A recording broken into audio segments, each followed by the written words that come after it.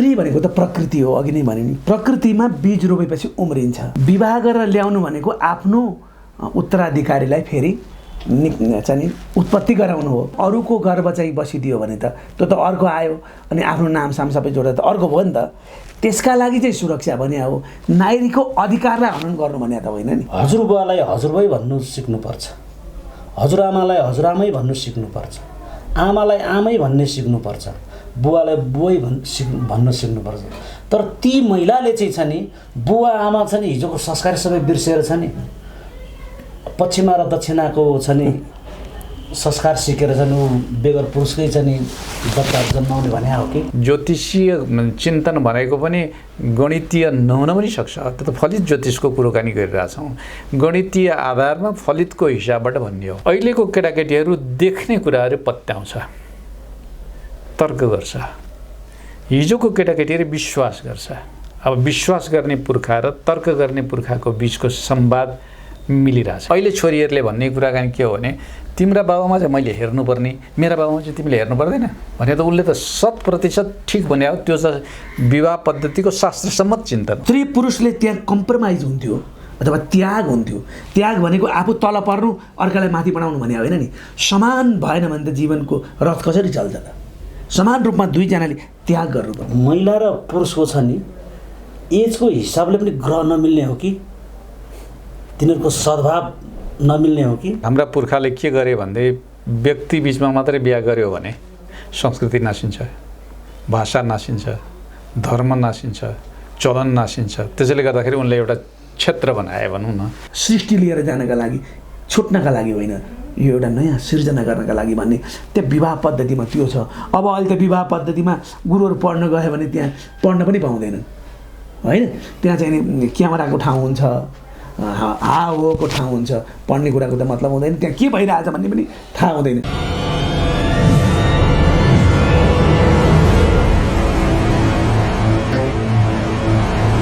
नमस्कार दर्शकबिन, कार्यक्रम सनातन सन्देशमा म उमेश शिवाकोटी। जसरी हामीले कार्यक्रममा कुनै पनि एउटा विषयको बारेमा चिरफार गरेका हुन्छौँ, त्यसै गरी आज हामी विवाह भन्ने शब्दलाई अथवा विवाह भन्ने विषयलाई हामी चिरफार गर्दैछौँ। यसलाई कसरी हेरिन्छ भन्ने कुरामा हामी चर्चा गर्दैछौँ। आजको विषयलाई प्रस्ट्याउनको लागि हामीसँग तीनजना पाहुना हुनुहुन्छ।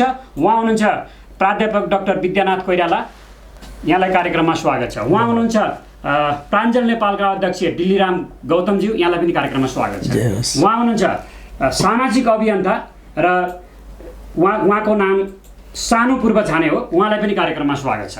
नमस्कार।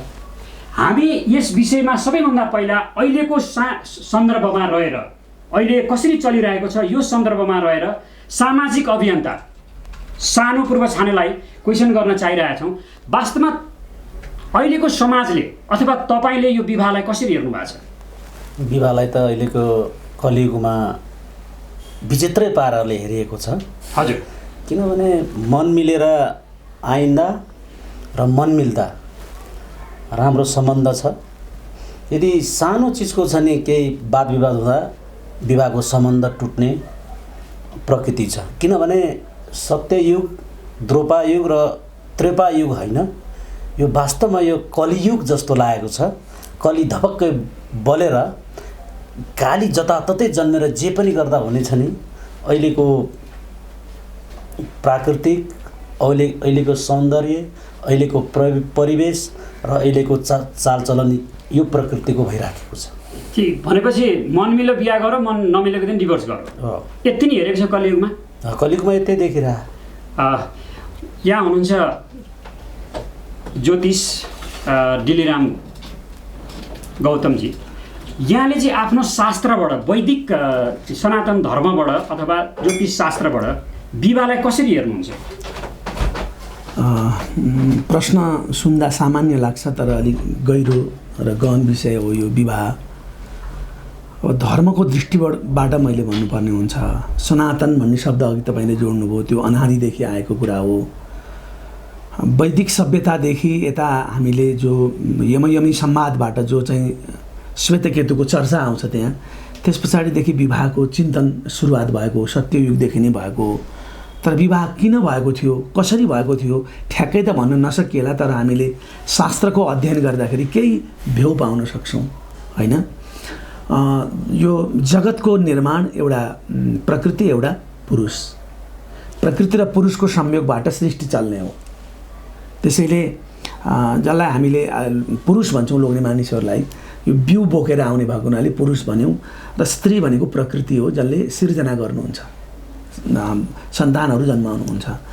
ती दुईको योग किन गराइयो भन्दाखेरि मानव सन्तान अथवा प्राणी सन्तानहरूलाई यो सृष्टिलाई निरन्तरता दिनका लागि यो चाहिँ विवाहको प्रकरण आएको छ।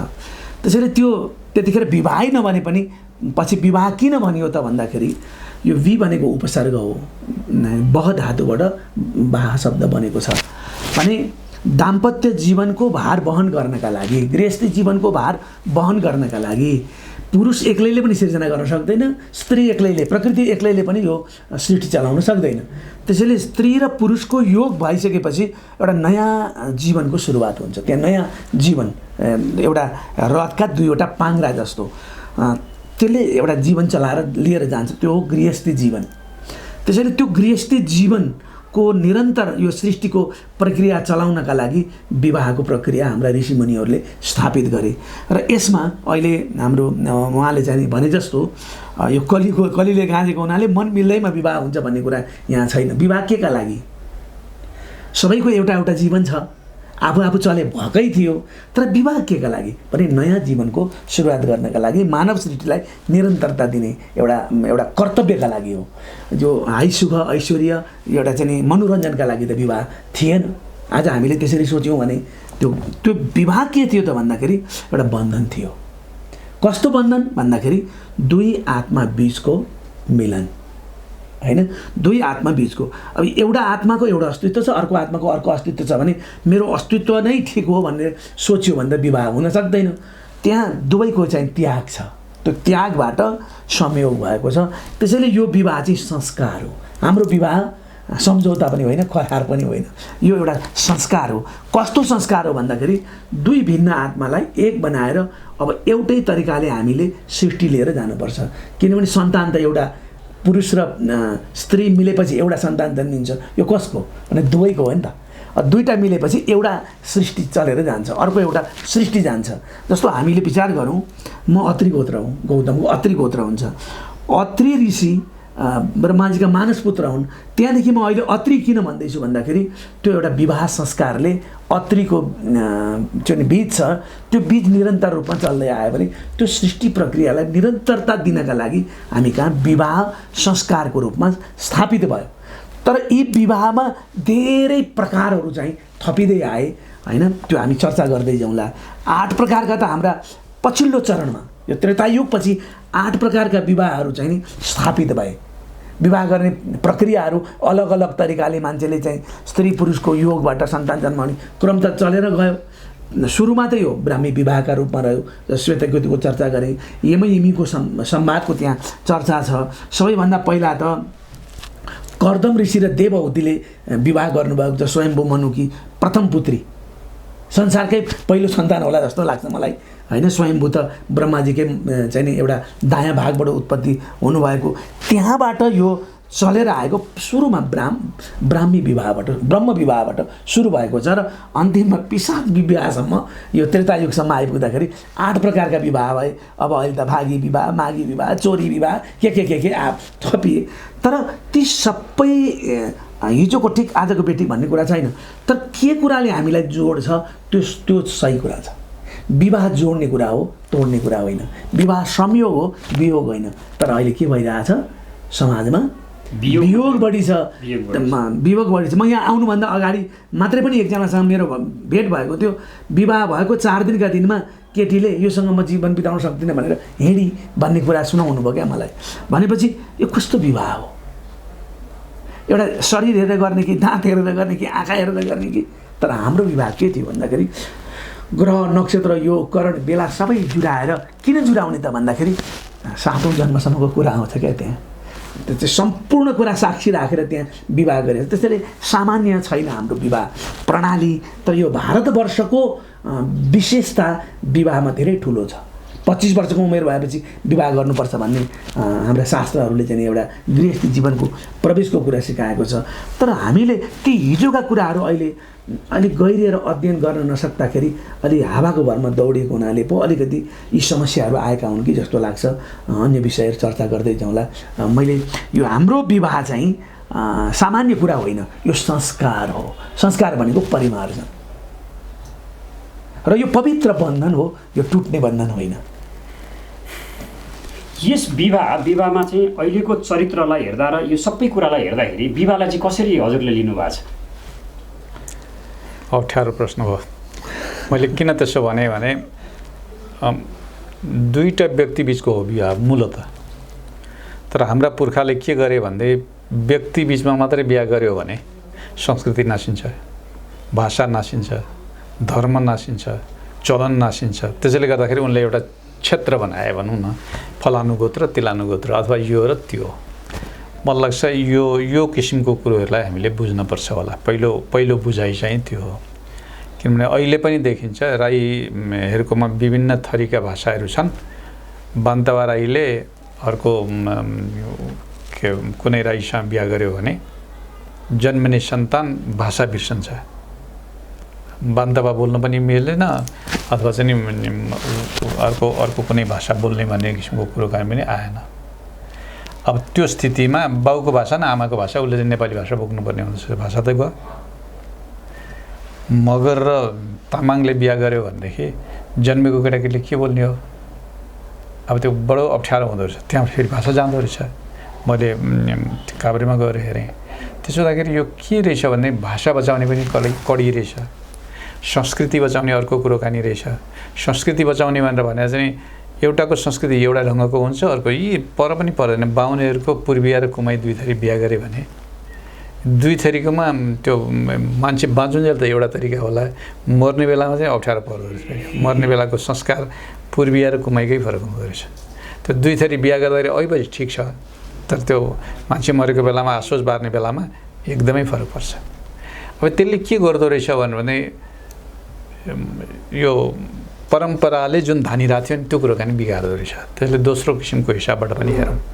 तेस्रो पुर्खाले कसरी पनि बुझे भनेदेखि यो अङ्ग्रेजीमा कम्फोर्ट जोन भन्छन् नि, यही ढङ्गको गऱ्यो भने यही संस्कृतिमा भयो भने यही चलन चल्ती मिल्छ, रीतिरिवाज मिल्छ, ठाउँ मिल्छ, सबै कुराकानी मिल्छ, अब ग्यारेन्टी हुन्छ है छोरीको बिहा छोराको बिहा। यो किसिमको हिसाबबाट उनीहरूले बुझे। अब अहिले चाहिँ नि केटाकेटीहरू के भयो भन्दै जस्तो उहाँले सुरुमा भन्नुभयो नि, केटाकेटीहरू चाहिँ यसरी गर्ने उहाँहरूले भन्नुभयो। दुई थरीको भनाइबाट के बुझ्छु भन्दाखेरि केटाकेटीले अहिले कम्फोर्ट जोनमा बिहा गर्ने भन्छन् नि, त्यो कम्फोर्ट जोनको बिहालाई उनीहरूले तिरस्कार गरे। उनीहरूले चाहिँ त्यो कम्फोर्ट जोन भने यो ठाउँमा बस्दाखेरि ढुक्क हुन्छ भन्ने हुन्छ नि त। बाबुआमाले यत्तिको केटालाई भएपछि हुन्छ, यत्तिको केटी ल्याएपछि हुन्छ भनेर भन्ने किसिमको चिन्तन नै काम लाग्ने भएन। अहिले केटाकेटीहरूले चुनौतीको क्षेत्रमा गएर बस्ने भए। उनीहरूले बोर्डर क्रसिङ भन्छन् नि, सीमा नागेर जाने भए। सीमा नागेर जाँदाखेरि संस्कृतिसँग उनीहरूले चाहिँ सम्झौता गर्नुपर्ने परिस्थिति भयो। त्यसो हुँदाखेरि नयाँ नयाँ संस्कृतिहरू बन्ने भए। त्यसैले सायद वर्णशङ्कर भनेर भनेको सायद त्यही कारणले होला। नयाँ संस्कृति बन्छ, नयाँ कुराकानी बन्छ, त्यसको तागत पनि हुन्छ। अब त्यो तागतको बिन्दुबाट हेऱ्यो भनेदेखि निरन्तरताको बिन्दुमा हेऱ्यो भने अप्ठ्यारो भयो, तागतको बिन्दुमा पनि क्षमतावाला भयो। मैले चाहिँ त्यसरी बुझ्छु। अहिलेको केटाकेटीहरूले गर्न खोजेको सीमा नाग्न खोजे हुन्। पूर्व छानेजीसँग फेरि म आएँ। तपाईँले भन्नुभयो दुईजनाको मन मिल्दाखेरि बिहे हुन्छ भन्नुभयो। वास्तवमा बिहे त मन मिल्दा हुँदो रहेनछ त। मन मिल्नु भनेको त एउटा सानो समयको लागि पो हुने रहेछ त। तपाईँको अहिलेको समाजले गरेको कुरा त सबैभन्दा गलत पो रहेछ त। यसलाई कसरी लिनुभएको छ? होइन, यो नेपाली समाजमा हेर्ने हो भने तपाईको हाम्रो सौन्दर्य र प्राकृतिकमा जहाँ कि डाक्टर सरले भन्नुभयो, ज्योतिषजीले पनि भन्नुभयो, त्यो हिसाबले जुन अहिलेको यी फेसबुक, नेटवर्किङ, टिकटकहरूको माध्यमबाट नेपाली संस्कार नै गुमेर जाने हो कि त्यसैको बढी हाबीले छ नि यो सम्बन्ध विच्छेदहरू भएको हो कि पनि मैले महसुस गरेको छु। र अर्को कुरो विवाह छ नि किन सम्बन्ध विच्छेद हुन्छ भने एजको आधारमा पनि हुँदो रहेछ। कसरी भनेदेखि तपाईँको होइन अहिलेको नयाँ जेनेरेसनको कुरा गर्दैछु। नयाँ जेनेरेसनले न एज मान्छ न के मान्छ, उसलाई मन पर्यो भने बिहा हुन्छ र छुट्छ पनि। यो त विकृति रहेछ नि, यसलाई मलाई प्रस्ट्याइदिनु न, यो विकृति तपाईँहरूले किन बोकिरहनु भएको छ? होइन यो विकृति भने म एकजना स्वयं व्यक्तिले होइन समग्र नेपाली समाजले नै छ नि भाषा पहिचान संस्कार र छ नि सम्बन्ध विच्छेदका छ नि उजागरण गर्नुपर्छ। ती युवा जेनेरेसनलाई छ नि जुन हिजोका हाम्रा पुर्खाहरूले जुन बुढापाकाहरूले उहाँहरूलाई चाहिँ चेतना दिने काम गर्नुपर्छ होइन। विवाह भने यो हो। तर मैले हेर्दाखेरि तपाईँको अहिले पनि युवा जेनेरेसनमा पनि तपाईँको 10 वर्ष 5 वर्षको 10 वर्ष 2 वर्षको डिफ्रेन्स हुँदा पनि सम्बन्ध विच्छेद हुँदो रहेछ। किनभने महिला र पुरुषको छ नि एजको हिसाबले पनि ग्रह नमिल्ने हो कि तिनीहरूको सद्भाव नमिल्ने हो कि भन्ने पनि मेरो बुझाइ। त्यसो भए त मन मिलेर बिहा गर्नु त घातक हुने रहेछ त।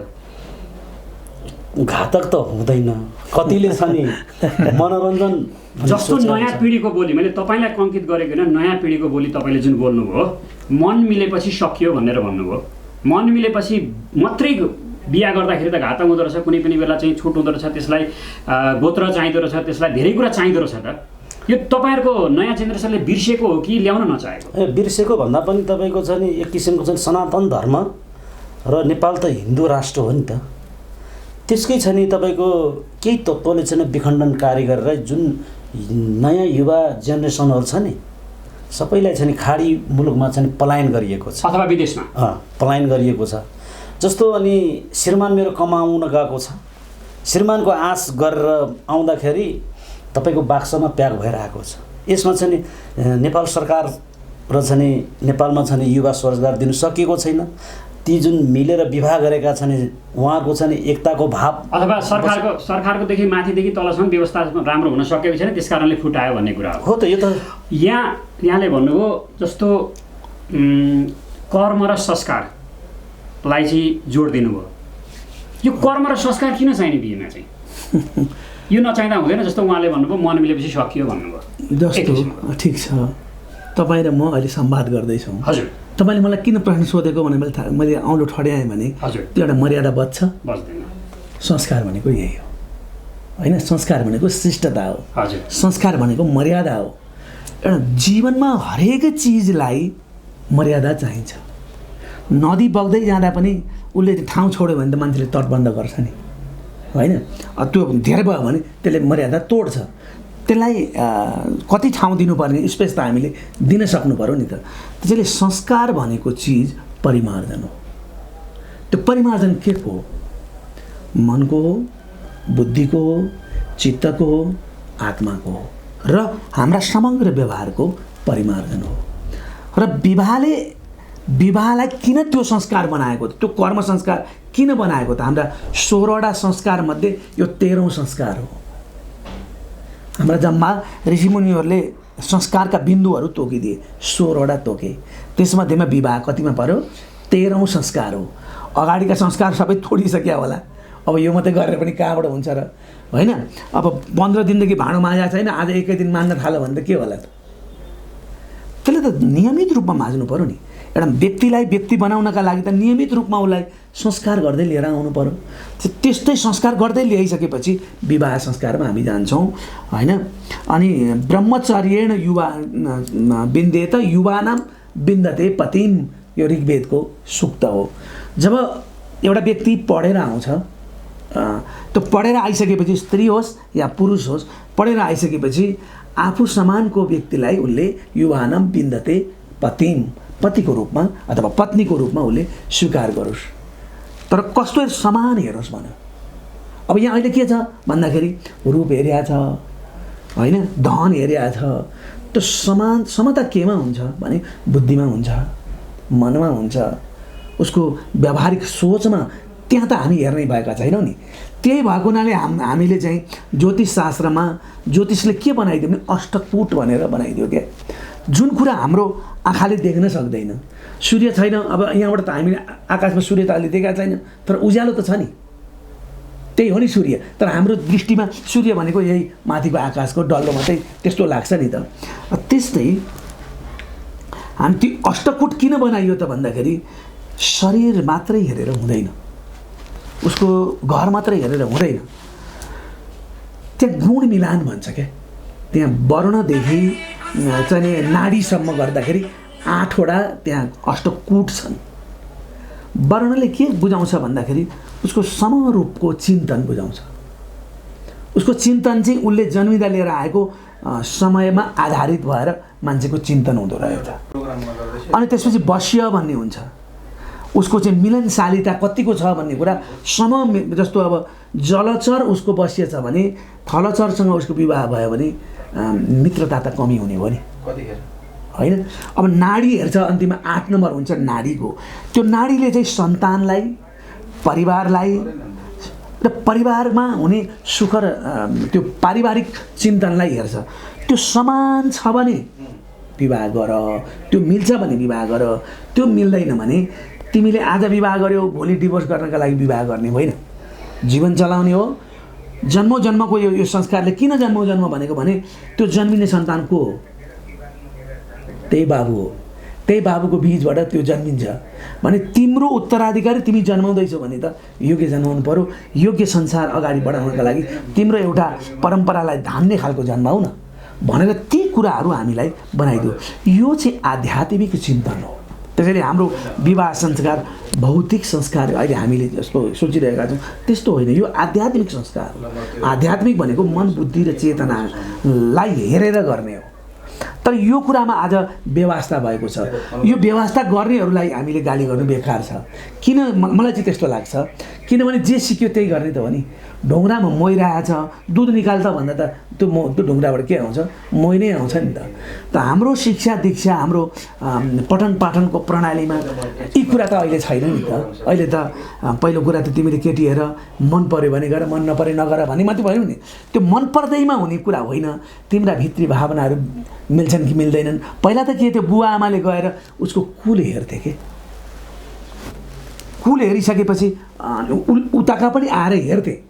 अब योसँग यसको पूर्वजहरूको गुण त सर्ने हो नि होइन, आफै हो, अलिअलि तलमाथि होला। त्यो गुण त जुन गुण भएको आँपको बिउ रोप्या छ त्यस्तै त हुने हो नि।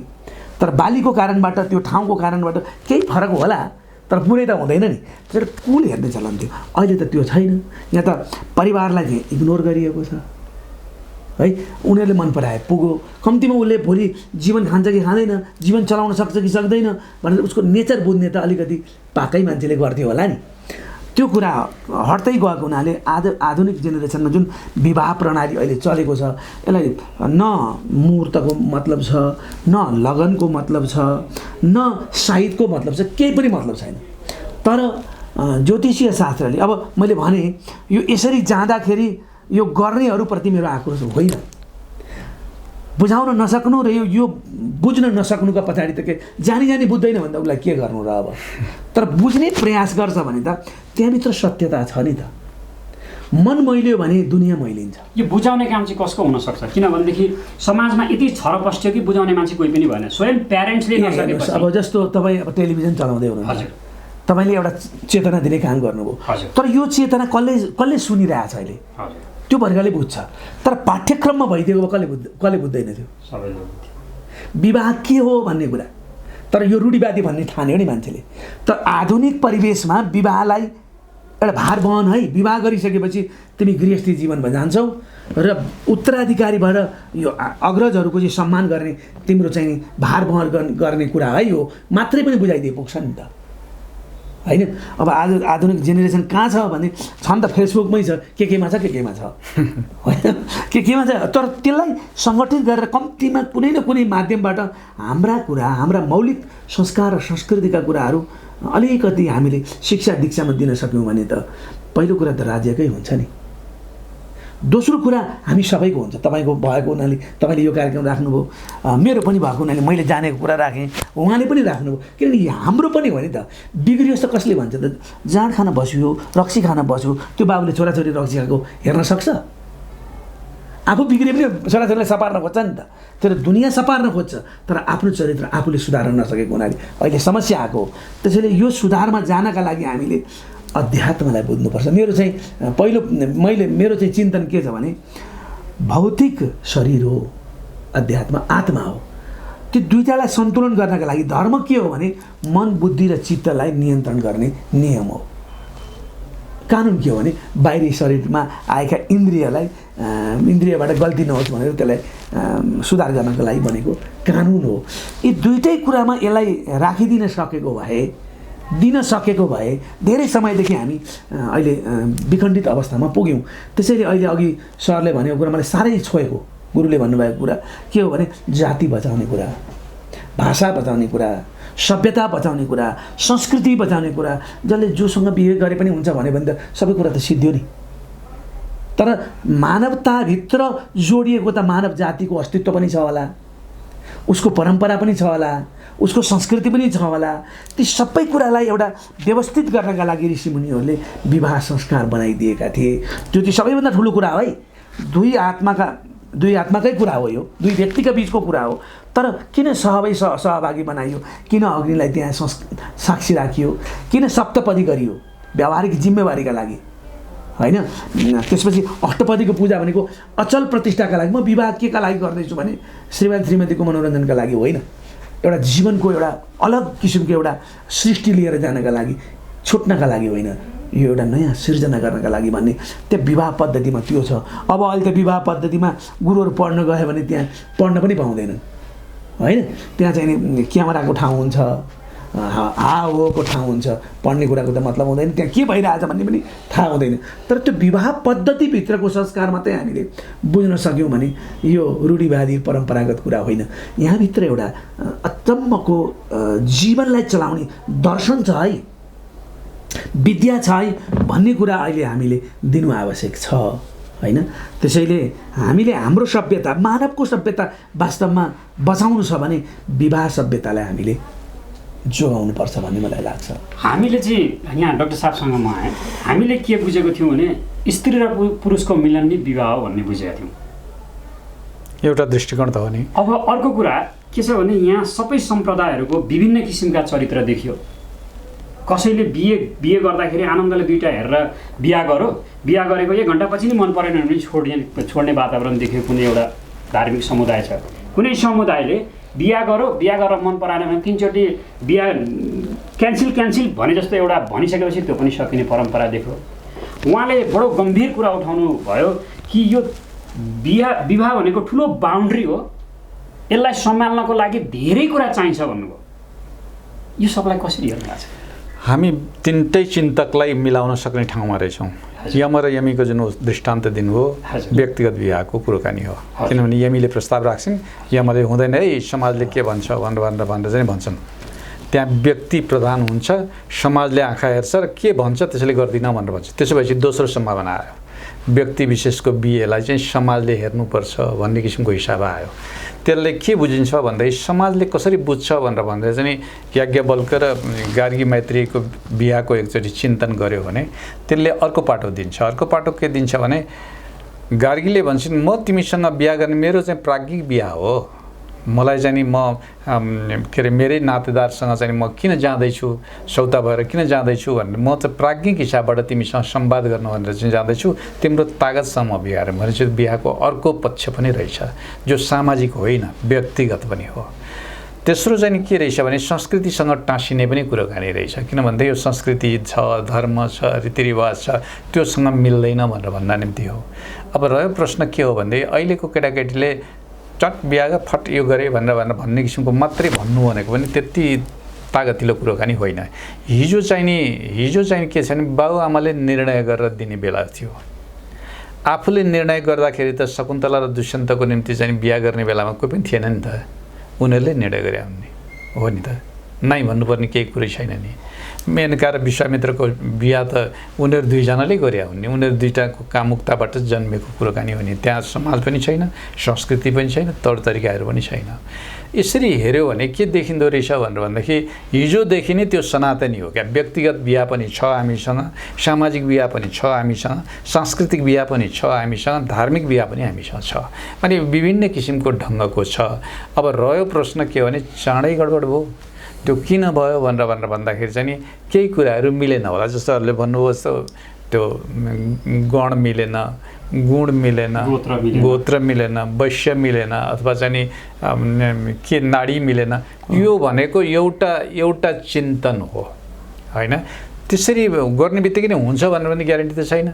त्यो बेलामा पनि के रहेछ भन्दाखेरि महिलाहरू विधवा भएर दुःख पाएर समाजले हेपेको उदाहरण चाहिँ नि ऋग्वेदमै भेटिन्छ। यदि चाहिँ त्यो महिला विदुषीहरूको सूत्रलाई एकचोटि विश्लेषण गऱ्यौँ भने त्यो कति मजासँग देखिन्छ भनेर भन्दाखेरि म चाँडै विधवा हुनु पर्यो। सारा कुराकानी हेरेको थिएँ नि त, कसरी विधवा भयो हुँदो रहेछ नि। मलाई चाहिँ यसरी छोड्यो, व्यवस्था गर्यो, त्यो पनि छ त्यहाँ उल्लेख। त्यसरी हेऱ्यो भन्दै त्यसले 10औं मण्डलमा एकचोटि पल्टाएर हेऱ्यो भने त्यो मजासँग देखिन्छ। त्यसबाट के स्पष्ट हो भनेदेखि यो भनेको ज्योतिषीय चिन्तन भनेको पनि गणितीय नहुन पनि सक्छ। त्यो त फलित ज्योतिषको कुराकानी गरिरहेछौँ। गणितीय आधारमा फलितको हिसाबबाट भन्ने हो। त्यसो हुँदाखेरि चाहिँ के हो भने यही हो भन्नलाई गाह्रो छ। रह्यो तपाईँले भन्नुभएको थियो विदेशीहरूको बिहा वा चाहिँ मुस्लिमहरूको बिहा वा इसाईको बिहा। इसाईहरूको पढेलेखेको महिलाहरू पढेलेखेको हुँदाखेरि र महिलाहरू घरपालुवा हुँदाखेरिको तात्विक फरकलाई एकचोटि विश्लेषण गरेर हेरौँ न। महिला जतिखेर पढेलेखेका भए उनले आफ्नो अधिकार खोजे। किन सन्केर बस्छन्, मेरो कर्ममा यो लेख्या भनेर पनि बस्दैन नि। अब कर्मसँग छोडिदियो यार, मलाई यो मन परेन अर्कोसँग जान्छु, के बिग्रियो? कर्म म अर्को ठाउँमा बनाउँछु। कर्म भने त काम न हो। कर्म भने लेखेर आएको मात्रैले त कर्म भन्दैन त हाम्रो पुर्खाले। किनभने सञ्चित हो कि काम्यक हो कि अथवा चाहिँ प्रारब्ध कर्म हो, कुन कर्म हो भने त तीनवटा भाषा त छ त उनीहरूले उल्लेख गरे। त्यसरी बुझिदिने हो भने हामीले के बुझ्न सक्छौँ भनेर भन्दै होइन है, उनलाई मात्रै दोष दिउने ठाउँ छैन। मुस्लिमहरूको जुन ढङ्गको चिन्तन भन्नुभयो 3 पटक तलाक, त्यसभित्र अर्को अर्थ छ। मुस्लिमहरूकोमा 3 पटक तलाक भनेर भन्न पाइँदैन। 1 पटक तलाक भनिसकेपछि 3 महिनाको मुहलत भन्ने शब्द हुन्छ। मुहलत भनेको टाइम दिने हो। त्यो बिचमा 2 थरीले ल्याएर सम्झौता गराउनुपर्छ। सम्झौता गर्नलाई त्यो मौलवी मौलानाहरू आउँछन्। त्यो सम्झौता भन्न पाइन्छ 3 महिनापछि। त्यसो गर्दै चाहिँ 1 वर्षको अवधिमा बल्ल उसले तलाक भन्न सक्छ। यो त विकृति हो। फेरि त्यो किसिमको हिसाबबाट हो। त्यसो हुँदाखेरि लोग्ने मान्छेको वर्चस्व भएको बेलामा बनाएको चिन्तन, स्वास्नी मान्छे पनि त्योभन्दा म के कम भनेर भन्ने किसिमको बेलामा आएको चिन्तनलाई यो कलीले गर्दा अथवा चाहिँ फलानुले गर्दा वा यस्तो रे भनेर भन्नुभन्दा समय सापेक्ष हिजो पनि थिए, आज पनि छन्। बरु सम्झौता गर्ने तरिका के हो भनेर सिकाउनु चाहिँ श्रेयस्कर हुन्छ भन्ने मलाई चाहिँ लाग्छ। यसमा हामीले यसलाई अधिकार र संस्कारलाई जोडेर केही बुझ्न चाह्यौँ। जस्तो पश्चिम चिन्तनबाट अधिकारको कुरा आयो, पूर्वीय चिन्तनमा संस्कारको कुरा आयो। यो दुईटालाई कसरी अब कनेक्ट गर्ने त? मैले अघि नै भने संस्कार एउटा चिज नि, जस्तो अब फलाम भेटियो होइन, त्यो फलामलाई बाहिरपट्टि चाँदी र त्यो सुनले मोरो भने त बाहिरबाट हेर्दा सुन जस्तो देखिन्छ नि, त्यो एउटा संस्कार हो। ठिक्कको चिजलाई अलि राम्रो बनाउने। अर्को संस्कार भनेको जीर्णोद्धार संस्कार भन्छौँ क्या हामी, भत्किएको बिग्रिएको चिजलाई सुधार गर्नु होइन। र अर्को संस्कार भनेको चाहिँ के हो भन्नुहुन्छ भने त्यो चिज छ, त्यसलाई त्यो मूल स्वरूपमै त्यसलाई परिमार्जित गरेर राम्रो बनाउने, त्यसलाई आफ्नो अस्तित्वमा राख्ने होइन। संस्कार त त्यसलाई त्यो जस्तो छ, यो सुन राम्रो देखिएन भने आगोमा हालेपछि के हुन्छ, सुनको वास्तविकता देखिन्छ। भने संस्कार अलग चिज होइन, संस्कार भनेको बनाउने चिज हो। त्यसैले विवाहलाई संस्कारको रूपमा किन लियो भने यसले समाज निर्माण गर्छ, सामाजिक आस्था निर्माण गर्छ, सामाजिक विश्वास निर्माण गर्छ। एउटा सामाजिक छुट्टै एउटा सग्लो र राम्रो परिवेशलाई यसले सिर्जना गर्छ। त्यो सिर्जना गर्ने ठुलो अवस्था चाहिँ विवाह हो नि त। समाजको भनौँ एउटा ब्रह्मचारीबाट ऊ चाहिँ गृहस्थी जीवनमा जाँदाखेरि त त्यो त समाजमा गयो नि। पहिला एक्लै थियो ब्रह्मचारी हुँदाखेरि, ऊ जङ्गलमा बस्थ्यो, गुरुमा बस्थ्यो, कहाँ बस्थ्यो, पढ्थ्यो, आफूलाई परिमार्जित गर्यो, योग्य बनायो। अब म समाजमा जाँदाखेरि समाज सुधार्न सक्छु भनेर त्यो आयो। अब सामाजिक भयो, विवाह संस्कार गरिसकेपछि त्योभन्दा अगाडि असामाजिक होइन, बढी व्यक्ति हुन्छ त्यो। त्यसपछि जब ऊ समाजमा विवाह बन्धनमा जब बाँधिन्छ ऊ पूर्ण रूपमा सामाजिक हो। उसैले सम्पूर्ण समाजका कुराहरू धान्नुपर्छ। त्यो किसिमको ज्ञान लिएर आइसकेपछि अब उसको कर्तव्य, अब यहाँ अधिकारको कुरा छैन, उसको कर्तव्य के हो त भन्दा आफ्नो अनुकूलकी स्त्री अथवा आफ्नो अनुकूलको पुरुष हेर्ने त उसैले हो। भोलि जाने बित्तिकै बिग्रियो भने त त्यो त दुनियाँका लागि त पहिला त अब त्यो धेरै नराम्रो हुन्थ्यो। अब अहिले पो 15 दिनमा छुटकारा भयो भने कुरा मिलेन चाहिँ यस्तै हो, मुद्दा हाल भइहाल्छ नि भनिदिने मान्छेहरूको बाहुल्य भयो, मुद्दा गर्ने मान्छे पनि धेरै भयो। तर त्यहाँ के थियो भने यस्तो भइदियो भने त मेरो जीवनको इज्जतै जान्छ। पुरुषमा मात्रै होइन, स्त्रीमा पनि थियो। त्यो स्त्री पुरुषले त्यहाँ कम्प्रोमाइज हुन्थ्यो अथवा त्याग हुन्थ्यो। त्याग भनेको आफू तल पर्नु, अर्कालाई माथि बढाउनु भने होइन नि। समान भएन भने त जीवनको रथ कसरी चल्छ त? समान रूपमा दुईजनाले त्याग गर्नुपर्छ होइन। उत्तरदायित्वलाई अलिक अगाडि ल्याउनु पर्यो। त्यो कर्तव्य बोध नै त्यहाँबाट सुरु हुन्छ। हजुर, उत्तरदायित्व चाहिँ कहाँबाट आयो भने अब यो पुर्खाको परम्परा, पुर्खाले जे गर्दै आएको थियो त्यो कुरालाई मैले लिएर जानुपर्छ। सन्तति जन्मिन्छन् होइन, त्यो उत्तरदायित्वको वहन गर्नका लागि त पहिला त कर्तव्यमा आउनु पर्यो नि। कर्तव्य निर्वाह गर्दाखेरि त्यो कर्तव्य गर्न पाइएन भने मात्रै अधिकार उत्पत्ति हुने हो हामी कहाँ। अब म फेरि डाक्टर साहबकोमा आएँ। मैले अलिकति अचम्म तरिकाले बुझेँ। जस्तो राष्ट्र अध्यक्षले राष्ट्रको अन्तिम डिसिजन गर्छ, ऊ डिसिजन मेकर हो। वडा अध्यक्षले वडाको गर्छ, नगरपालिकाले नगरको गर्छ। त्यस्तै यो वैवाहिक जीवन पनि एक किसिमको सूत्रै मानौँ अथवा एक किसिमको यो ठाउँलाई राखौँ। त त्यसमा सबैले आफ्नो आफ्नो डिसिजन प्रयोग गरे। अब महिला पढ्यो, छोरा पढ्यो, छोरोले पनि आफ्नो डिसिजन गर्यो, छोरी पढी, छोरीले पनि आफ्नो डिसिजन गरी, बाउले पनि आफ्नो डिसिजन गरे, अब श्रीमतीले पनि आफ्नो डिसिजन गरी, श्रीमानले पनि आफ्नो डिसिजन गरे भने जुन हजुरले जुन शिक्षा लिएपछि आफ्नो डिसिजन मेकर आफै हुन्छ भनेपछि घर बन त गजब ल्याउनु भयो। भीमसेन र हिडिम्बाको सन्तान घटोत्कच हो। हिडिम्बा भनेको भीमसेनको जातिभित्र पर्ने समूह होइन। हजुर, घटोत्कच त जन्म्यो, तागतवर मान्छे छ। हजुर, नै भन्नुपर्ने केही कुराकानी छैन। त्यसले हिजो छँदै थिएन, आज यो विकृति आयो भन्ने किसिमको दृष्टिकोण झिकौँ। पहिलो कुराकानी त्यो हो। दोस्रो चाहिँ के हो भने हिजोको मान्छेले समर्पण गर्यो क्या। बिहा पद्धतिलाई हेरौँ, विवाह पद्धतिको विश्लेषण गर्नुभयो भने इन्द्र र इन्द्राणीको प्रश्न छ, प्रसङ्ग छ। इन्द्रलाई कसरी इन्द्र र इन्द्राणीको होइन हजुर पूजा त्यसरी चाहिँ गर्दै त्यहाँ रमाइलो रोमान्सको कुरो पनि छ। ऐना हेर्नेदेखि लिएर त्यो गर्ने किसिमको, त्यो भनेको सामाजिकीकरण गर्ने किसिमको चलनचल्ती पनि छ। संस्कृतमा भन्ने बित्तिकै ठुलो कुराकानी भनेको छ भनेर भन्ने होइन नि। त्योभित्र त रमाइलो पनि छ, त्योभित्र पूजा पनि छ। तर इन्द्रकै चरित्रलाई हेरौँ, इन्द्रले के अरे उसँग गौतमीसँगको सम्बन्धबाट होइन सम्बन्ध राख्न खोजेर शरीरभरि त्यो के भन्छ योनी टन्नै भरेर चाहिँ जुन किसिमको ढङ्ग भयो, त्यतिखेर इन्द्राणीको चिन्तनमा एकचोटि विश्लेषण गरौँ त इन्द्राणीलाई कत्रो पीडा भयो होला। अब यसरी सोचौँ न। त्यसरी सोच्यो भनेदेखि चाहिँ अलिक बेग्लै ढङ्गको कुरोहरू बुझिन्छ।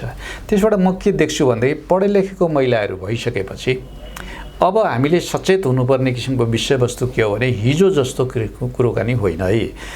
पढेको मान्छेहरूले भोलि यौन जीवन सुखमय भएन भने के गर्ने हो? त्यसो यौन जीवनको निम्ति पनि उनले सोच्छन्। सन्तान कस्तो भयो भने त्यो पनि उनले सोच्छन्। भाषा बिग्रियो भने त्यो पनि सोच्छन्। संस्कृति बिग्रियो भने त्यो पनि सोच्छन्। भोलि जिन्दगीमा के किसिमको असर पर्छ त्यो पनि सोच्छन्। भोलि मेरो यो चाहिँ भएन भने हिजो त हामी कृषिमा बसेका मान्छे, केही नभए खनेर खान चाहिँ आज त मान्छे भएर बस्नुपर्ने छ। भोलि म जिन्दगी कसरी जिउँछु भनेर भन्ने पनि चिन्तन गर्नुपर्ने उसले हुन्छ। यसरी हेऱ्यो भनेदेखि मैले के देख्छु भनेर भन्दाखेरि हिजोलाई ठिक आजलाई बेठिक त्यो पनि होइन है। हामी त कसरी बुझ्नुपर्छ भने हिजोको पनि केही कुराहरू थिए जो कुरालाई निरन्तरता दिन सोच गरौँ। यदि व्यक्तिगत बिहा गर्छौ, शरीर मेरो हो, मैले छान्न पाउनुपर्छ भनेर भन्ने केटा र केटीको चिन्तन हो भने स्वीकार, तर त्यसको परिणति तिम्रो हो, तिमीले भोग्नुपर्छ। म समाज जिम्मेवार हुँदैन, संस्कृति जिम्मेवार हुँदैन, धर्म जिम्मेवार हुँदैन, भाषा जिम्मेवार हुँदैन भन्ने किसिमको हिसाबले चाहिँ भन्नु पर्यो। अब त्यसो भए चाहिँ तिमी नयाँ कुरालाई सम्झौता कसरी गर्छौ भनेर चाहिँ उसको टाउकोमा हाल्नु पर्यो। त्यसपछि अन्तर्जातीय बिहा भयो भने त्यत्रो अपराध त भएन त। घटोत्कचको उदाहरण नै भने नि मैले, त हामीसँग त छ नि उदाहरण। त्यसैले यो किसिमको ढङ्गबाट चिन्तन गर्यो भनेदेखि मलाई चाहिँ अधिकारको कुरो पनि आउँछ, कर्तव्यको कुरो पनि आउँछ।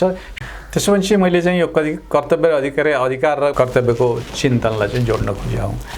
अब अधिकार त हो नि, जिन्दगी जिउनुपर्ने बाबुआमाले होइन नि, जिन्दगी जिउनुपर्ने त छोराछोरीले होइन त, दुईजना केटा र केटीले हो नि। बाबुआमालाई त भइदिए हुन्थ्यो भन्ने हो, बाबुआमाले आफ्नो सोच राख्यो, उसको कल्याण होस् भनेर भन्ने किसिमको चिन्तन राख्यो, तर ग्यारेन्टी छ र छैन नि। आफूलाई परिवर्तन गर्ने किसिमको ढङ्गरङ्ग यदि मान्छेहरूले गरिदिने हो भने, त्यो केटा र केटीले बिहे गरिदिने हो, त्यसरी बिहे गरिदिने हो भने मलाई चाहिँ कुनैले संस्कृतिले अप्ठ्यारो पार्दैन। प्रश्न त्यति खाली मात्रै सामान्य प्रश्न के हो भने सहज क्षेत्रमा बस्ने कि असहज क्षेत्रमा गएर चुनौती गर्ने, त्यति हो लडाइँ। अब यहाँनिर मैले के पनि देखेँ भने अलिकति हाम्रो अहिलेको यो पूर्वीय दर्शनमा अलिकति के रोपेको जस्तो देखेँ अधिकार र दायित्वको बिचमा। जस्तो पूर्व परम्परा कालमा पनि स्त्रीले चाहिँ पुरुषलाई हेरेर चाहिँ बिहे गरिसकेपछि हदसम्म उसले चाहिँ आफ्नो बाटो सपार्ने प्रयास गरेको देखिन्छ, पुरुषले पनि देखिन्छ, विवाहमा कम्प्रोमाइज गरेको देखिन्छ। आजको युगमा त्यो देखिँदैन। अब त्यो कसरी देखिँदैन फेरि सेकेन्ड पार्ट हो। र मैले यहाँ जोड्न चाहेको कुरो के भनेदेखि जस्तो अहिले समाजमा ठ्याक्कै घटेको घटना, कोहीले के भन्छ भने ज्वाइँले सासू पाल्नुपर्छ अथवा उसले यसो पाल्नुपर्छ भनेर चाहिँ विभिन्न खाली अधिकारका कुरा उठाइयो। त्यसो नहोला, किनभनेदेखि हाम्रो एकजना सभासद विवाह पद्धतिमै हेर्नुभयो भने पनि विवाह पद्धतिले बकाइदासँग के लेखिदिया हुन्छ भनेर भनेदेखि तिमीले उनकी आमालाई ध्यान दिनुपर्ने, तिमीले उनका बाबुलाई ध्यान दिनुपर्ने होइन, दुवैतिर चाहिँ दुईटैले एकले अर्कालाई ध्यान दिनुपर्छ भनेर लेखेकै छ। त्यसैले समातेर बोल्नु पर्छ। मैले ठ्याक्कै बुझ्न चाहेको कुरा जस्तो यो संस्कारमा कम्प्लिट प्याकेजमा आइरहेको छ। संस्कारमा आइरहेको कुरा यसलाई चाहिँ यो संस्कार कोही नपढ्ने, संस्कारको बारेमा कोही ज्ञान नलिने र फल्लोले फल्लो गर्नुपर्छ, यो त नैतिक जिम्मेवारी होइन र। कसैले कसैलाई माया गर्नु अथवा सेवाको कुनै पनि दृष्टिकोण भनेको नैतिक होइन त। ठिक हो। त्यो समूहलाई चाहिँ के भन्नुहुन्छ जस्तो ज्वाइँले सासू पाल्नुपर्छ, ससुरो पाल्नुपर्छ, सालो पाल्नुपर्छ भनेर जब भनिन्छ भने यतापट्टि बुहारी आइसक्दाखेरि आदि सम्पत्ति खर्लप्प जानुपर्छ बुहारीको नाममा भने ती वर्गलाई चाहिँ कसरी अंकित गर्नुहुन्छ हजुरले? हैन, छोरीलाई पनि अधिकार दिने भनेर लेखेकै छ नि। अब हाम्रो चिन्तनलाई यसरी हेरौँ। त्यसैपछि हामीले चाहिँ कसरी बुझौँ भनेदेखि छोरो अंशियार हो, छोरी के भन्छ त्यो अंशको भन्दा पनि त्यो के गर्ने भन्छ नि, दान उसले पाउने हो, त्यसको आधारबाट ऊ जान पाउने हो भनेर भन्ने चिन्तनबाट हामी आएको मान्छेहरू हौँ। किनभने छोरीलाई उतातिर बन्दोबस्त छ, त्यो बन्दोबस्त हामी बाबुआमाले गरिदिन सक्छौँ। नभए पनि हामीले हेरेको ठाउँमा त्यो ग्यारेन्टी नभइकन हामी बिहा गर्दैनौँ। मुस्लिमहरूकोमा भन्नुभयो त्यो उनीहरूले चाहिँ नि निकाह गर्ने भनेर भन्ने ठाउँमा बकाइदासँग यो ग्यारेन्टी छ कि छैन भनेर सोध्ने नै चलनचल्ती हुन्छ। हिन्दूको हेर्नुहोस्, हिन्दूको पनि त्यही किसिमको ग्यारेन्टी गर्ने बन्दोबस्त भएपछि त्यो हेर्न जाने के गर्ने भनेको ग्यारेन्टी हो। त्यो ग्यारेन्टी गर्ने किसिमको कुरो नभइकन त उनले पनि त अधिकार त उ गरे होइनन् नि। त्यसलाई त्यसरी बुझ्नुपर्ने हो। अहिले चाहिँ के भयो भन्दै त्यो अलिकति बिथुलियो किन बिथुलियो भनेदेखि केटाकेटीले निर्णय गरिसकेपछि त त्यहाँ त समाजले ग्यारेन्टी गर्ने ठाउँ रहेन। नभइसकेपछि अब कानुनले ग्यारेन्टी गर्नुपर्ने परिस्थिति हो। त्यहाँनिर उसले कर्तव्यलाई बोक्न सकेन, अधिकारलाई बोक्यो। शास्त्रीय हिसाबबाट तिम्रो बाबा मेरो बाबा, तिम्रो आमा मेरो आमा, तिमीले मलाई यसरी हेर्नुपर्छ, तिमीले यसरी गर्नुपर्छ भनेर पनि एक अर्कोलाई भनेकै हुन्छ। त्यो भन्दाखेरि पनि फेरि हामीले के गर्नु भने सम्झौता गर्ने कला जानेनौँ। हाम्रो निम्ति सम्झौताको अप्ठ्यारो कतिसम्मको भयो भने त्यो विभिन्न मान्छेसँगको बिहाको अप्ठ्यारो के हुँदो रहेछ भने एउटाले एउटा सामान एक ठाउँमा राखिदिन्छ, पनि त्यही चम्चालाई भन्नुहोस् न, चम्चा र काँटा एउटा गिलासभित्र राख्ने मान्छेको ढङ्गलाई देखेर चाहिँ मलाई विवाद किन हुन्छ भनेर भन्ने। श्रीमानले त्यो काँटाको चुच्चो चाहिँ तलतिरपट्टि पारेर राख्यो, श्रीमतीले चाहिँ माथिल्लोपट्टि पारेर राखिन्, यति दुईटामा झगडा। तर दुईटैको तर्क कति राम्रो रहेछ भन्दाखेरि चुच्चो तलतिर पार्दाखेरि भाँडो लड्दो रहेछ, चुच्चो ठाडो पार्दाखेरि पानी बस्दो रहेछ चुच्चोमा। दुईटै उत्तिकै तागतवाल मान्छे हुन्। हेर्नुहोस् त दुईटा लडाइँ लडेको। त्यो भनेको के हो भने सम्झौता गर्ने कला चाहिँ नि नजानेको हो। मलाई चाहिँ सम्झौता गर्ने कला राखिदियो भन्दै अधिकार र कर्तव्यको भाषा बोल्नै परेन। कसो गर्दाखेरि हुन्छ भनेर भन्दै आपसमा मिल्ने भयो। तिनका बाबाआमा मेरा पनि बाबा हुन्, तिनका बाबाआमा यता पनि हो, मैले पनि हेर्नुपर्छ, मेरो दायित्व हो भनेर भन्ने किसिमको दुईटै कुराकानी भयो भने हुन्छ। अहिले छोरीहरूले भन्ने कुराकानी के हो भने तिम्रा बाबामा चाहिँ मैले हेर्नुपर्ने, मेरा बाबामा चाहिँ तिमीले हेर्नु पर्दैन भने त उसले त 100% ठिक भने हो। त्यो चाहिँ विवाह पद्धतिको शास्त्रसम्मत चिन्तन होइन र। त्यो शास्त्रसम्मत चिन्तनलाई हामीले बुझाउन पनि जानेनौँ, बुझ्न पनि सकेनौँ। अनि परिणाम के भयो? लोग्ने मान्छेले चाहिँ फुर्तिलाउने भयो, स्वास्नी मान्छे तल पर्ने भयो। अब यो स्थितिमा गएर चाहिँ अप्ठ्यारो भएको मात्रै हो, नत्र चिन्तनगत तहमा हाम्रा पुर्खाहरूले त्यति अप्ठ्यारो पारेको छैन। अहिले जुन वृद्ध हुनुहुन्छ नि, उहाँलाई त घरमा आखिरी छोरीले हेरे पनि, बुहारीले हेरे पनि, छोरोले हेरे पनि, ज्वाइँले हेरे पनि हेर्नु त पर्ने होइन र? पर्छ। त्यसो भए घरमा चाहिँ कसको कमजोरी भयो? छोराको कमजोरी भयो कि ज्वाइँको कमजोरी भयो, अथवा बुहारीको कमजोरी भयो कि छोरीको कमजोरी भयो? त्यो व्यक्तिमा निहित हुने कुरा हो। तर अब समाजमै भएको कारणले गर्दा समाजले के भन्छ? किनभनेदेखि वृद्ध एक्लै छन् त। अब यहाँनिर बुहारीलाई दोष लाउने कि छोरीलाई दोष लाउने? छोरी निकालेको छ, 20 वर्षमा भाँडा बाँध्न चिया पकाउन नसक्ने, बुहारी खोजेको छ 14 वर्षमा पुरै जाने। यसलाई कसरी विश्लेषण गर्नुहुन्छ? होइन, त्यो त उहाँले अघि त्यसलाई क्लियर गरिसक्नु हो। हरेक व्यक्तिले केही कुरा त सोच्नु पर्यो नि त। सामाजिक म बन्दैछु, विवाह भनेको नि सामाजिक म बन्दैछु, पहिला म व्यावहारिक बन्नुपर्छ होइन।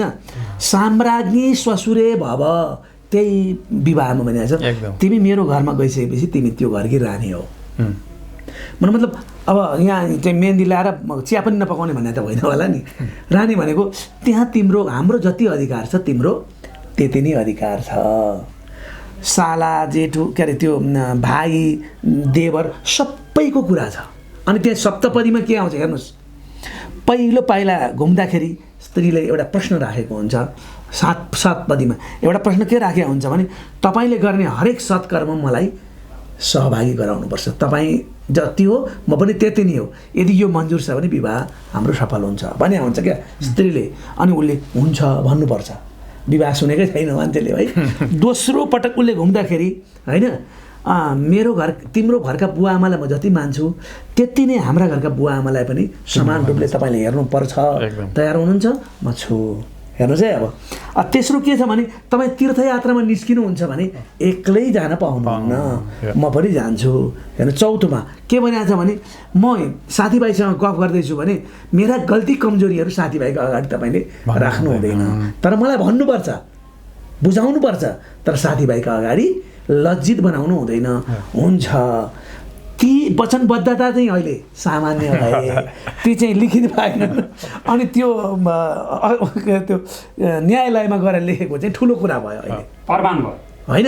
तर यो प्रमाण के थियो भन्दा आत्माको थियो। त्यो प्रमाण त भौतिक वस्तु न हो। त्यो त्यही प्रमाण धुजा भइरहेछ, बाहिरी प्रमाण अहिले। तर भित्री प्रमाण त धुजा हुँदैन नि। अन्तरात्मा त बोल्छ नि, गल्ती कसले गरेको छ। ती बुवा आमालाई नहेर्ने त मैले छोराले नहेरिकन त दुःख पाउने थिएन नि होला नि। त्यो छोराले बुहारीलाई जुन वचनबद्धता गरिरहेछ, बुहारीले जुन वचनबद्धता गरिरहेछ, तिम्रो वचनबद्धता खै श्रीमतीले भन्नु पर्यो।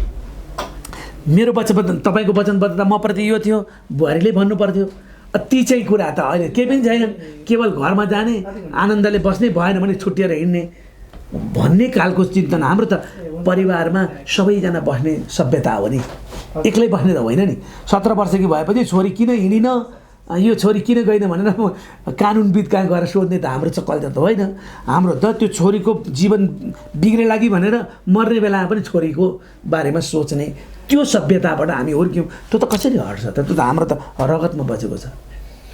परिवार भएर बस्ने संस्कार हाम्रो छ। त्यसैले परिवार बनाएर राख्ने सूत्र चाहिँ श्रीमान र श्रीमती हुन्। त परिवार बनाएपछि अनि नै समाज बन्ने हो। त्यसैले त्यो परिवारबाट एउटा समृद्ध समाज निर्माण गर्ने काम विवाह भएको हुनाले त्यो गल्ती नै कहाँनिर छ। मैले चाहिँ पटक म के भन्छु भने हाम्रो शिक्षामा आध्यात्मिक शिक्षाको कमजोरी भएकै हो। उत्तरदायित्वको बोध केले गराउँछ भने आध्यात्मिक शिक्षाले गराउँछ। सामाजिक शिक्षा बोध भौतिक दर्शनले, भौतिक विद्याले हामीलाई गराएको छ। अहिले के प्रविधि आयो, भौतिक शिक्षा नपढिकन त हामीले पाउँदैनौँ नि। तर तिम्रो मन कस्तो छ, यस्तो खायो भने यस्तो हुन्छ, यस्तो गर्यो भने यस्तो हुन्छ भन्ने कुराको चेतना त अध्यात्म विद्यामा छ नि। त त्यो शिक्षामा जोड दिएको भए तैँले यही गर्नुपर्छ भन्ने कुरा होइन। अघि उहाँले उदाहरण दिनुभयो, ती उदाहरणहरू सही छन्, तर त्यो उत्तरदायित्व वहन गर्ने शिक्षा दीक्षाको चाहिँ अभाव छ। त्यसका लागि हामी सबै भागीदार त हुने। सभ्यता निर्माण गर्ने त मानिस नै हो। त्यसका लागि हामीले केही पहल गर्नै पर्छ। र विवाहलाई एउटा सम्झौता होइन, दुई शरीरको मेल होइन। यो शारीरिक सम्बन्ध मात्रै होइन, यो आत्मिक मेल पनि हो, पनि होइन, जम्मा पनि हो, पुरै होइन भन्न खोज्नु। आत्माको मिलन 100% हो, भौतिक मिलन पनि हो भनेपछि अब यहाँ पनि भन्दा अप्ठ्यारो पर्न सक्ला। भौतिकतालाई ठुलो मान्ने कुरा गरियो भने सुन्तोला खाँदाखेरि मैले बाहिर बोकेर खाएको होइन, रस खाएको, त्यो रसभित्रको टेस्ट खाएको, त्यो टेस्ट आत्मा हो। मैले जीवन चलाउनका लागि सम्पूर्ण कुराको भिजन त बुद्धि हो नि त, व्यवहार त बुद्धि हो नि, त्यो चाहिँ मुख्य कुरा हो भन्ने कुरा आज हामीले बिर्स्यौँ। त्यसैले त्यो जगाउनका लागि हामीले विवाह संस्कारलाई व्यवस्थित पार्नका लागि सही समयमा विवाह गर्नुपर्छ। उमेर पनि सही, समय पनि सही, जुन दिन मन लाग्यो त्यही दिन गर्ने गऱ्यौँ भने के हुन्छ भने समयमा रोपेको चिज पो राम्रो हुन्छ त, होइन र? मलाई चाहिँ त्यस्तो, मलाई लागेको होइन, धर्म संस्कारले भनेको कुरा हो। हरेक चिजको एउटा समय हुन्छ, त्यो समय र मुहुर्त, अहिले त त्यो मुहुर्तको कुरा पनि ज्योतिषी भएको हुनाले मैले यति पनि भन्नुपर्छ होइन।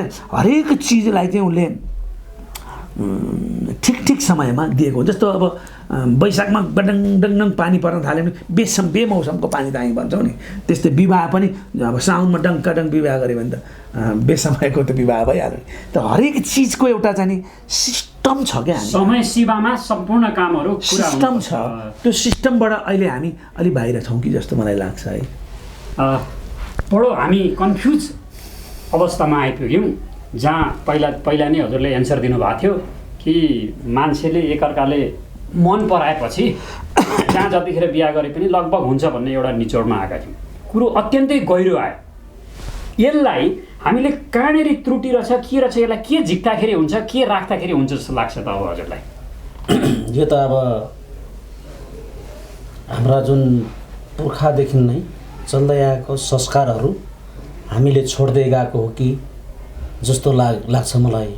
जस्तै अहिले आएर जस्तो ज्योतिषीजीले भन्नुभयो नि, हजुर बेमौसमी, हजुर बेमौसमी होइन, अहिले त कार्तिके मौसमी भइरहेको। हजुर ज्योतिषीहरू चाहिँ लेखेर दिनुहुन्न होइन, सरकार छ नि, गैर जिम्मेवारी छन् हजुर होइन। र पहिचानको उसमा त हामी नेपाली त जहिले पनि सद्भाव भएर छ नि, विवाहका चिजहरू छ नि, सधैँ छ नि मौसमीमै हुनुपर्ने जुन भनिएको छ नि। अब म त यहाँ अहिले देख्छु तपाईँको मानव रूपी कार्तिक र चैतमा बिहे गर्छन् होइन। अब जुन जनावर छ नि, अन्यथा नलागोस्, जुन जनावर कुकुर हिजो कार्तिकमा हुन्थे विवाह, अहिले उसको चाहिँ फागुनमा बिहे हुन्छ, मङ्सिरमा बिहे हुन्छ। विचित्रै छ। यसको छ नि ज्योतिषीजीहरूले कसरी यो विवाहको छ नि मौसमी गर्ने हो, बेमौसमी भन्नुभयो। बेमौसमी त होइन होइन, किनभने हामीले नै संस्कार छोडेर, जस्तो अहिले हरेक चिज हेऱ्यो भने युवा जेनेरेसनले खालि तपाईँको अरू देश र छ नि अरूको मन पराउने चिज छ क्या, अथवा सिको गरे सिको होइन अरूको मन पराउने क्या। अब त्यही हिसाबमा चाहिँ बिहे गरेर जहाँ बिहे गरेर मिलन गर्छन् नि, तपाईँको महिना दिन भएपछि चाहिँ ऊ अर्को मिलनतिर जान्छन् क्या, अर्को मन पराउँछन्। त्यो भएर यी चाहिँ सम्बन्ध विच्छेदका कुराहरू भएका हुन्। त्यो भएर ज्योतिषशास्त्रमा गएर छ नि, ज्योतिषशास्त्रज्यूहरूले नै छ नि अलिकति अगाडि बढाउनु पर्यो कुरा बढाएर जुन जुन, किनभने आज धेरै नसुनेका कुराहरू सुनियो। हजुर, विवाहमा पनि धेरै क्लजहरू हुँदो रहेछ। हामीले त यसो अनुहार हेरौँ, यसो जिउसिउ हेरौँ, मिलो ठिक लाग्यो भने बिहा गर्थ्यौँ, त्यो अलिकति सायद त्यो पुरा होइन रहेछ भन्ने कुरा अनुभव भयो होइन तपाईँको छैन। मलाई चाहिँ कस्तो लाग्यो भने अहिले जुन ज्योतिषीज्यूहरूले जुन राख्नु भएको नि, उहाँहरूले कोठामा राखिदिनुहुन्छ, बाटोमा हराइदिनुहुन्छ। अब यहाँ त यहाँसम्म आयो कि तपाईँको एकजना महिला नारी, उहाँ त चाहिँ नि बेगर बर बेगर पनि म त बच्चा जन्माउँछु भनेर चाहिँ सडकमा उफ्रिन थाले। अब यो प्राकृतिकको उसले त छ नि कहीँ पनि छ नि कुनै चिजको पनि तपाईँको पुरुष र महिला बिना त अर्को सृष्टि त हुँदैन होला। यसको पनि त्रुटि छ नि आध्यात्मिक। यो चाहिँ कसरी भयो जस्तो लाग्छ? यो अलिकति दायित्व कम र अधिकार बढी भएको हो कि के चाहिँ कस्तो लाग्छ? यसलाई चाहिँ के गर्दाखेरि मैले अघि नै भने नि, वैज्ञानिक शिक्षा बढी, ज्योतिषीजीहरूले चाहिँ बढी शिक्षा दिएर त्यो भएको, अथवा भौतिकवाद बढी हो, आध्यात्मिक के अरे चिन्तन कम भयो जस्तो लाग्यो। होइन त्यो होइन तपाईँको व्यक्तिवाद चाहिँ बढी भए जस्तो लाग्छ। किनभने ऊ तपाईँको एउटा सिस्टम जस्तो हामीले हजुरबुवालाई हजुरबाई भन्नु सिक्नुपर्छ, हजुरआमालाई हजुरआमै भन्नु सिक्नुपर्छ, आमालाई आमै भन्ने सिक्नुपर्छ, बुवालाई बुवै भन्न सिक्नुपर्छ। तर ती महिलाले चाहिँ छ नि बुवा आमा छ नि हिजोको संस्कार सबै बिर्सेर छ नि पश्चिमा र दक्षिणाको छ नि संस्कार सिकेर छ नि ऊ बेगर पुरुषकै छ नि बच्चा जन्माउने भने हो कि जसो पनि कता कता चिन्तन लाग्छ क्या। भन्छ नि यसरी गर्दै गयो भने हामीले जुन हिजोका परम्परागत जुन तपाईँको अग्निक साँच्ची राख्छ भन्छ नि, अग्निक साँच्ची राखेर पाले पुण्य मारे पाप होइन, मऱ्यो भने गौ देखाइदिनु, बाँच्यो भने घर देखाइदिनु भन्ने जुन संस्कार छ नि त्यो पनि अब हराउने हो कि भन्ने यसको छ नि हरेक चिजको जुन अहिले तपाईँको शिक्षा क्षेत्रमै भर्खरै पाठ्यक्रममा छ नि विभिन्न चिजका छ नि तरङ्गितहरू आए। ती तरङ्गितहरूमा छ नि मलाई चाहिँ चिन्ता लाग्यो। जस्तो म हिजो पढ्दाखेरि संस्कार र छ नि एउटा सांस्कृतिकमा छ नि हुर्किनुपर्छ भनेर छन् ती अन्धाअन्धी श्रवण कुमारको याद आएको थियो क्या। श्रवण कुमार अन्धाअन्धीको पनि मिलन भएर चाहिँ श्रवण कुमार चाहिँ कति मानव रूपी भएर चाहिँ बुवा आमाको सेवामुखी भए। ती संस्कारहरू चाहिँ उल्टो यो कलियुगमा गरिदिएका छन् होइन। स्त्री रूपी बढी भएको छ। तपाईँको हेर्ने हो भने जतातता छ नि अहिले स्त्री रूपीहरू र जुन नारीहरू छन् नि उहाँलाई चसक्क केही ऊ भएर केही चिजमा छ नि रिस उठ्यो भने नि चट्ट हामी छ नि एउटा कठघेरामा जानुपर्छ। तर पुरुषले भन्यो भने त कठघेरामा लाँदैन, उल्टै पिटाइ दिएर पठाइन्छ। यी उल्टा दर्शन जुन आएको छ नि ज्योतिषीहरूज्यूबाट जुन विद्याशास्त्रहरूबाट वैज्ञानिकहरूबाट त्यसले गर्दाखेरि छ नि बढी सम्बन्ध विच्छेदहरू भएको हो कि होइन मिलन रूपी नभए हो कि जस्तो मलाई चाहिँ लाग्छ। मैले अर्को कुरा भनौँ मलाई चाहिँ के लाग्यो भनेदेखि नि दुसलाको यदि एक दुसला भन्दा जावलाको यदि कुरा ल्यायौँ भने हामीले के बुझ्छौँ भनेर भन्दाखेरि जावलाको लोग्ने को हो भने कसैले थाहा छैन। त को लोग्ने हो थाहा छैन, तर बच्चो जन्मिएपछि यो हाम्रै ठाउँमा छ के महाभारतलाई पढ्यो भनेदेखि त्यो भित्र भेटिन्छ, जावलाको कथा भेटिन्छ होइन। अब त्यसबाट के जनिन्छ भनेदेखि महिला प्रमुख कि पुरुष प्रमुख वा दुईटाको बिचको सम्बन्ध प्रमुख, यति हो लडाइँ। मलाई चाहिँ एउटा त्यो दृष्टिकोणबाट हेर्नुपर्छ होला। हिजोको समाज फेरि अर्को दृष्टिकोणबाट हेर्नुपर्ने कुरो के हो भने हिजोको समाज एउटा ढङ्गको थियो। त्यो एउटा ढङ्गको भने कृषिको समाज भन्छ कृषि सबैको थियो छ। अहिले के भइदियो भने बाबुआमाको पेसा एउटा ढङ्गको, छोराछोरीहरूको पेसा अर्को ढङ्गको। त्यो पेसाले के गर्यो भने बाहिरिन कर लाग्यो के, अपेक्षा पनि बढ्यो, पेसा पनि बढ्यो, भौतिकता अथवा चाहिँ भौतिक कुराकानीको निम्ति आवश्यकता, त्यो आवश्यकताको कारणले गर्दाखेरि पनि बढ्यो। त्यो अङ्ग्रेजीमा डोमेन भन्छ नि, त्यो क्षेत्र नै फरक भएपछि चिन्तन नै फरक हुनुपर्थ्यो। त्यहाँनिर हामी गएनौँ। मलाई लाग्छ हामी पुरानो रुडलाई मात्रै समातिरह्यौँ भनेर भन्ने मैले देख्छु। यो पुरुष हाबी हुने कहिले, महिला हाबी हुने कहिले र त्यसपछि के हुने भनेर भन्ने चाहिँ हामी हाम्रै ढङ्गलाई एकचोटि विचार गरेर हेऱ्यौँ भने राम सीता हुँदैन, हाम्रो सीताराम हुन्छ। हामी त नारी प्रधानकै ढङ्गबाट चिन्तन गर्ने मान्छे हो नि त, राधा कृष्ण। हाम्रो त चिन्तन त्यसरी बन्या हो। तर पछि लोग्ने मान्छेहरूले चाहिँ के गर्दै गए भने भृगु वा मनुस्मृति जब आयो त्यहाँनिर पुरुष प्रधान चिन्तन चाहिँ हाबी भएर गयो। त्यसो हुँदाखेरि महिलामाथि भएको अन्याय त्यहाँनिरबाट भएको हो। त्यसले अब त्यो अन्याय भइसकेपछि उनीहरूले विद्रोह गर्नु भनेको अस्वाभाविक होइन, किनभने अन्याय त भएको त अनमेल बिहा छ होइन र त्यसलाई शास्त्रीय ऊ लगाइदिएछ। ज्योतिषीय हिसाबले उसको चाहिँ उसकोबाट यो छोराछोरी हुँदैन, त्यसैले फलानुलाई बिहे गर्यो भनेदेखि कायदा हुन्छ भनेर चाहिँ भनिदिया छौँ हामीले होइन। त्यो अर्को किसिमको ढङ्गले पनि सोच्नुपर्छ होला। अर्को चाहिँ नि पढाउने भनेर भने जुन पाठ्यक्रममा राख्ने, पाठ्यपुस्तकमा राख्ने यो रमाइलो रहेछ। यो रमाइलो किन भन्दा म अब शिक्षामै काम गर्ने भयो हुनाले म कसरी बुझ्छु भने अहिलेको केटाकेटीहरू देख्ने कुराहरू पत्याउँछ, तर्क गर्छ। हिजोको केटाकेटीहरू विश्वास गर्छ। अब विश्वास गर्ने पुर्खा र तर्क गर्ने पुर्खाको बिचको संवाद मिलिरहेको छैन। अब अध्यात्म भने क्या हो भनेर भने चाहिँ अध्यात्म भने त आत्मा हो परमात्मा हो भनेर हामीले ठुला कुराकानी गरिदिन्छौँ। त्यो आत्मा भने देखा पनि छैन, बुद्धको चिन्तन पढ्यो भने देखिँदैन, होइन, जैन दर्शन पढ्यो भने होइन। अब त्यहाँनिर के कसरी चिन्तन गर्ने भनेर भन्दाखेरि हामीले भन्न नसक्ने अवस्थामा हाम्रा पुर्खाहरू पुगे। त्यो भनेको ऊर्जा हो, त्यो ऊर्जा भनेको ब्रह्म ऊर्जा भनेको परमात्मा हो, हामीसँग भएको ऊर्जा चाहिँ आत्मा हो। त्यसो नाउँ चाहिँ नि फरक हो मात्रै भनिदिया भए पनि केटाकेटीहरूले अध्यात्ममा जानलाई चिन्तन गाह्रो हुँदैन थियो। उनलाई सजिलै हाम्रो शरीर पदार्थ पनि हो, हाम्रो शरीर मन पनि हो, हाम्रो शरीर ऊर्जा पनि हो, तिनटैको संयुक्त रूप हो भनेर भनिदिएको भए अनि केटाकेटीहरूलाई पढाउनलाई बुझाउनलाई सजिलो हुन्थ्यो। अब केटाकेटीलाई चाहिँ के अप्ठ्यारो हो भने समाजमा गयो एउटा पाठ सिकिन्छ, बिहे गर्दाखेरि रमाइलो पनि लागेको छ, त्यसपछि गएर चाहिँ केटाकेटी घुमिरहेको पनि देखाएको छ, त्यो एउटा पाठको होइन त। किताबमा पढ्दाखेरि मेरो अधिकार हो, मैले बिहे गर्न पाउनुपर्छ भनेर चाहिँ पाइरहेको छ, त्यो पनि हो। शास्त्रमा गएर कतैतिर पल्टाएर हेऱ्यो भनेर भन्दै त्यो त जन्म जन्मको कुराकानी हो, पूर्वजन्मदेखि लगेर चाहिँ भनेर जोडिदिया पनि छ। अब त्यो रणभुल्ल पनि पारेको छ नि त। अब यो रणभुल्लता चिर्ने भनेर भनेको एउटैको मात्रै काम होइन, यो चिन्तन चाहिँ नि अध्यात्म चिन्तकहरूले पनि अलिकति सोच्नुपर्ने स्थिति हो, अलिकति भौतिक चिन्तकहरूले पनि विचार गर्नुपर्ने हो, अलिकति चाहिँ नि यो मनसँग जोडिएको कुरो हुन्छ नि त, किनभने मन पनि हो, भौतिक मात्रै होइन। अब त्यहाँनिर ज्योतिषीको चिन्तन पनि जोड्ने होला, कसो भयो भने मन मिल्छ भने न हो त्यो त, होइन र?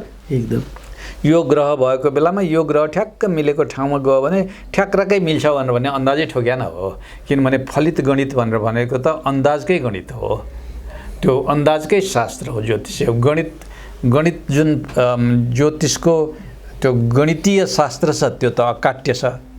फलितमा त अन्दाज हो, मिल्न पनि सक्छ नमिल्न पनि सक्छ। हाम्रै पुर्खाहरूले भनेको शब्द हेर्नुहोस् न, ज्योतिषीका छोरी राण वैद्यका गलगाण भनेर भने त के हो भने ज्योतिषी हेर्दा हेर्दा ठिक्क पार्यो खुस्क्यो त।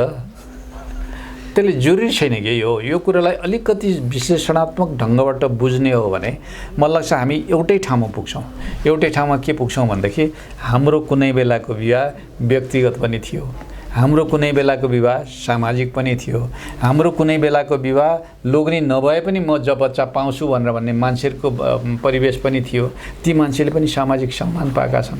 हाम्रो निम्ति त त्यो हो नि त। जाबला भनेर भनेको गुरुले बुझिसके, तिम्रो बाउ छैन नै, बाउको हो भन्ने आमालाई थाहा छैन भनेर भने हो नि।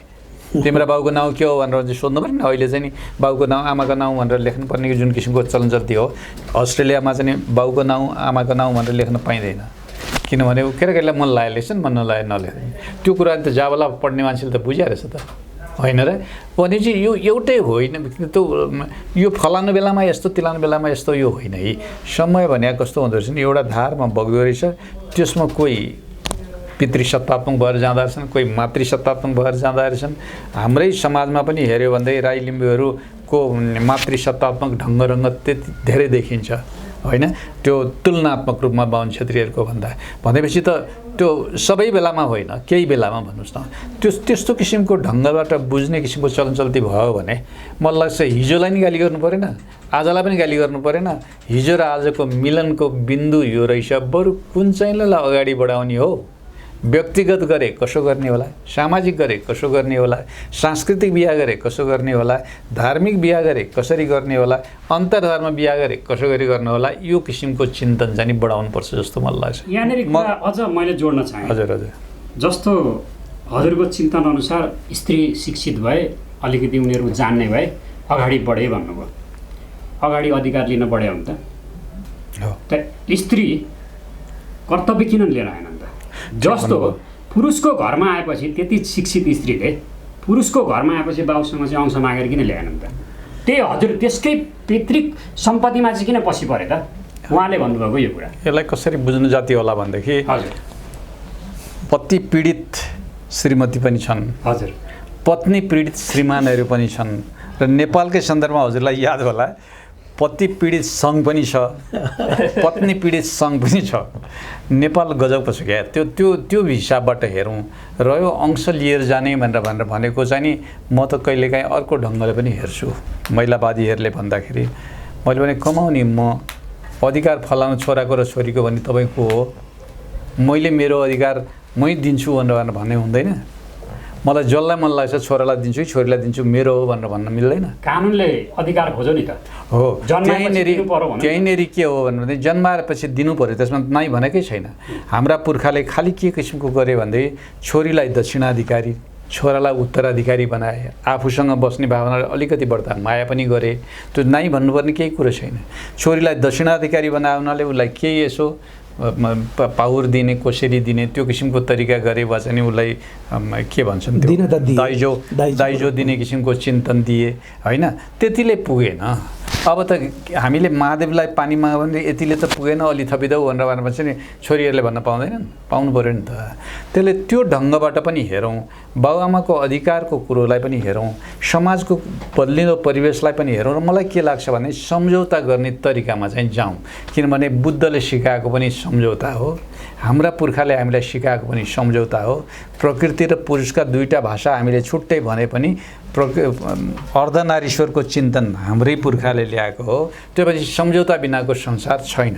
त्यसैले बिहा गर्दाखेरि पनि सम्झौता, अरू बेलामा पनि सम्झौता। सम्झौता गर्ने कलामा चाहिँ बरु अगाडि बढाउनु पर्यो। बढायो भनेदेखि पितृसत्ता मातृसत्ताका विवाद पनि हराउँछन्, दुईटैको समकक्षी चिन्तन पनि बन्छ, एकअर्कालाई सघाउने किसिमको ढङ्गमा पनि बन्छ जस्तो मलाई लाग्छ। यहाँ एउटा कुरा जस्तो छ, पिता रक्षति कौमारे भर्ता रक्षति यौवने अनि वृद्धस्तस्थविरे भावे न स्त्री स्वातन्त्र मरहति। अनि यो विषयलाई लिएर सबभन्दा बढी विवाद छ। तर त्यहाँभित्रको दर्शन चाहिँ के थियो भन्दाखेरि त्यो स्त्री भनेको त प्रकृति हो, अघि नै भने नि प्रकृतिमा बीज रोपेपछि उम्रिन्छ। विवाह गरेर ल्याउनु भनेको आफ्नो उत्तराधिकारीलाई फेरि चाहिँ उत्पत्ति गराउनु हो। यदि केही कदम अरूको गर्भ चाहिँ बसिदियो भने त त्यो त अर्को आयो अनि आफ्नो नामसाम सबै जोडेर त अर्को भयो नि त। त्यसका लागि चाहिँ सुरक्षा भने हो, नारीको अधिकारलाई हनन गर्नु भने त होइन नि। होइन, अर्को विवाद पनि छ, माने यत्र नार्यस्तु पूज्यन्ते रमन्ते तत्र देवता पनि छ, त्यो पनि छ, दुइटै छ। त्यही भएर त्यसमा अब साक्षी हो कि साथी हो, यो लडाइँ चाहिँ नि के हुन्छ भनेदेखि अब साक्षीबाट माने एकल विवाह हो कि बहुविवाह हो। हाम्रो संस्कृतिमा त एकल विवाहको चिन्तन पनि छ, दुई विवाहको चिन्तन पनि छ, बहुविवाहको चिन्तन पनि छ, बहुपतिको चिन्तन पनि छ, बहुपत्नीको चिन्तन पनि छ।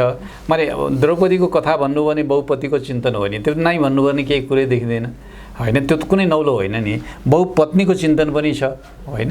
अब यसरी हेऱ्यो भनेदेखि चाहिँ के भने हिजो जुन ढङ्गले बहुपति बहुपत्नीको चिन्तन थियो, अब एकलको दुनियाँ आएको बेलामा एकलको सोचसँग लगेर जोड्ने किसिमको कला चाहिँ मलाई लाग्छ हामीलाई जरुरी होला भन्ने ठान्छु।